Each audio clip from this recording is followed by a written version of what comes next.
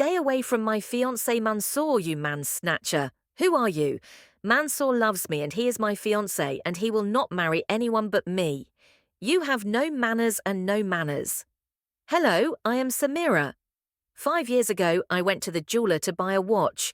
While I was in the store, I noticed that there was a man and a woman choosing an engagement ring together. But what caught my attention was that the man was giving me strange looks that I could not interpret. He did not take his eyes off me. I chose the watch that I liked and left the store. Only a few days passed until we met by chance in a restaurant.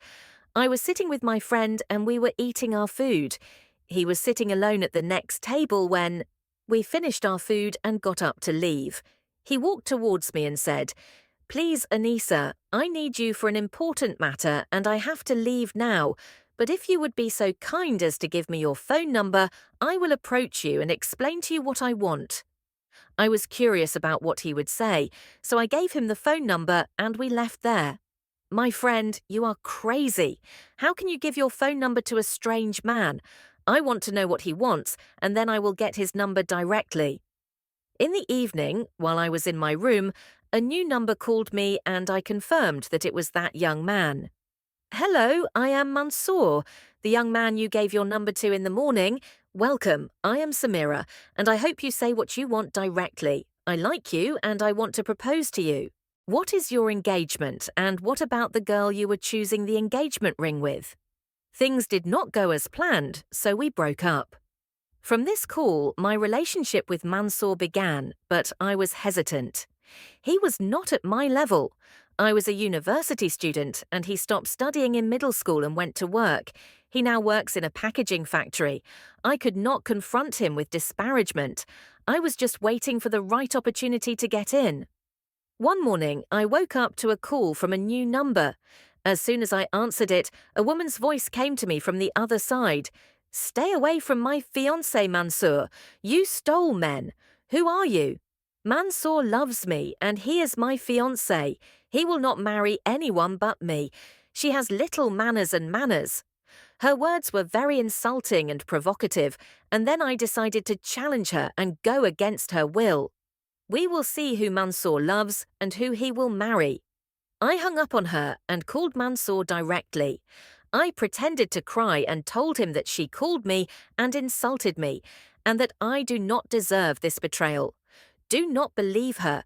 I love you and I will marry you. You are the one who chose to postpone the marriage until you finish your university studies. If you have another solution, enlighten my mind with it. Cut off your relationship with her, and you must block her on all social media." Mansour agreed and did what I asked. 4 months passed after this incident, and one day he called crying and apologizing. "Calm down and told me what happened. I am sorry. Why am I afraid of not fulfilling my promise to you? Explain more." Fariha came to our house and told my father. She said to him, "The daughters of the people. We are not a toy in the hands of your sons and rule the whole village."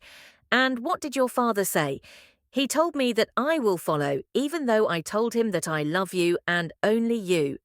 It is okay. Marry her with a civil contract, only without holding a wedding party. And you wait for me until I give you a signal to come and propose to me. After 3 months, I graduated and finished my studies, so I called him to bring his family to propose to me at first. His father refused.